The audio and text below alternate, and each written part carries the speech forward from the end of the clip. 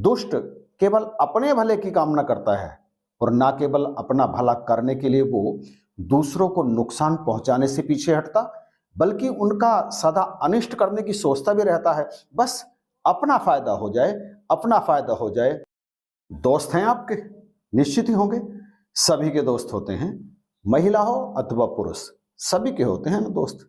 परंतु कुछ दोस्त दुष्ट होते हैं और कुछ दोस्त बहुत ही भले होते हैं, जो सदा आपका भला चाहते हैं।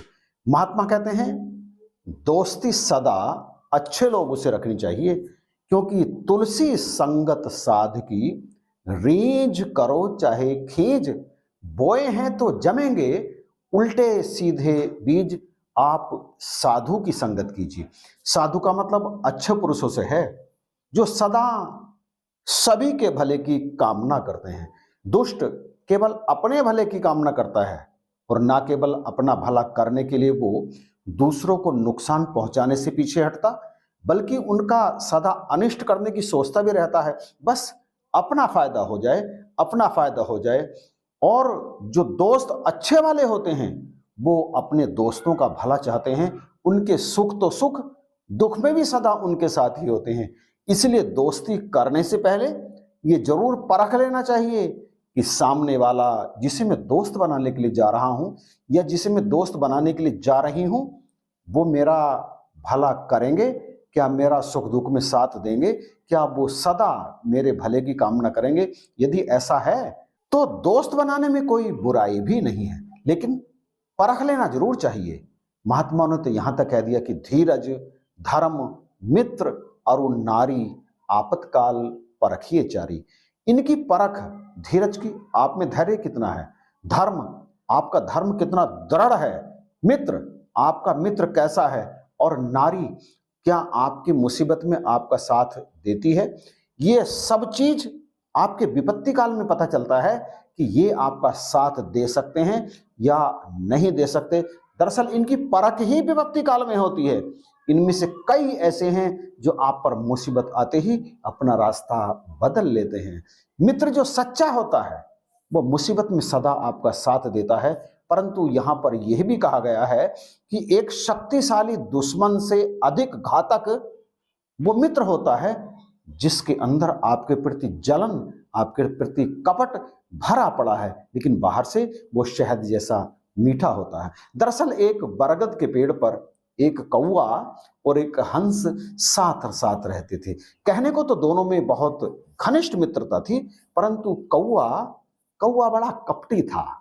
वो सदा हंस को कुछ ना कुछ नुकसान पहुंचाने की सोचता रहता था, परंतु कुछ इस तरह से कि हंस को उस पर जरा भी शक ना हो। एक बार ऐसा हुआ कि एक शिकारी कहीं से थका हारा आकर के उस पेड़ के नीचे लेट गया। उसने अपना धनुष बाण करबट में रख लिया और माथे पर अपनी बाह टिकाई और वहां पर वो लेट करके गहरी गहरी नींद लेने लगा।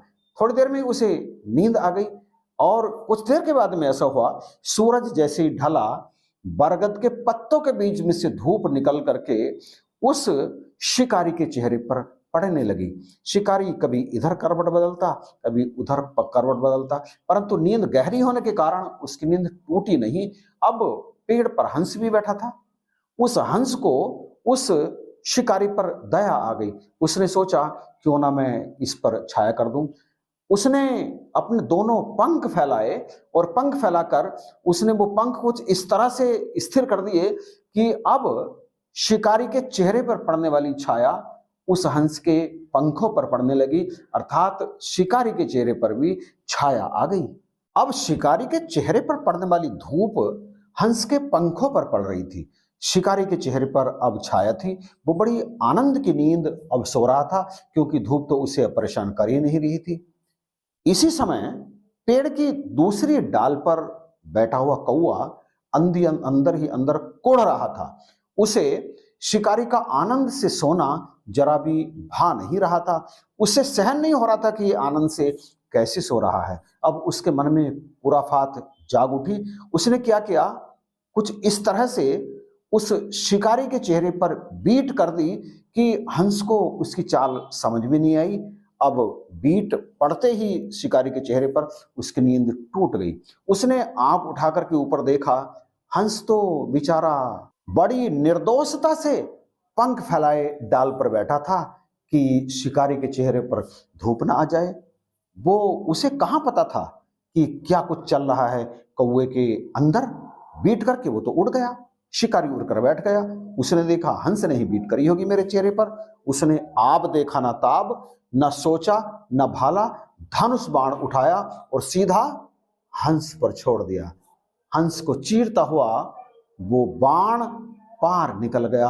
हंस नीचे भूमि पर गिरकर तड़प तड़प कर मर गया। हंस ने तो उपकार किया था, शिकारी को गहरी नींद में ले जाने के लिए उसने छाया कर दी थी उसके चेहरे पर। उपकार की भावना से उसका कुछ निजी स्वार्थ तो उसमें था नहीं, परंतु फिर भी उसे मौत की सजा मिल गई। क्यों? उसे मौत की सजा क्यों मिली? उसका कारण केवल एक था कि उसकी दोस्ती एक दुष्ट से थी। एक दुष्ट से दोस्ती करने के कारण उस निरापराध निर्दोष जीव के प्राण चले गए। हंस के प्राण चले गए। शिकारी ने तीर मार दिया गलत फहमी के कारण। अब मान लो बाद में शिकारी को पता भी चल जाए कि दोष इस हंस का नहीं था, तो क्या उस हंस के प्राण वापस आ जाएंगे? क्या कर सकता है शिकारी अब बाद में? कुछ भी तो नहीं।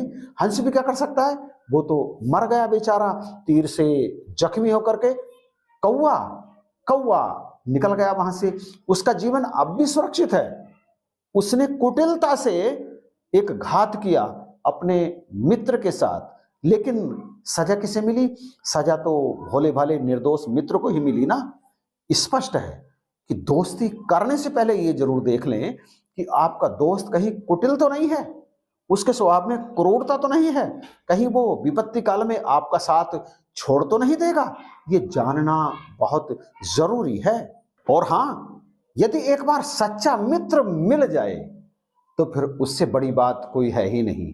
पहली बात तो सच्चा मित्र मिलना बहुत मुश्किल है, और यदि सच्चा मित्र मिल जाए तो फिर उससे बड़ी बात जीवन में कोई है ही नहीं। फिर तो आपके जीवन की सारी दिक्कतें, सारी परेशानियां कटती चली जाती हैं। मित्र सही रास्ता बताते चले जाते हैं।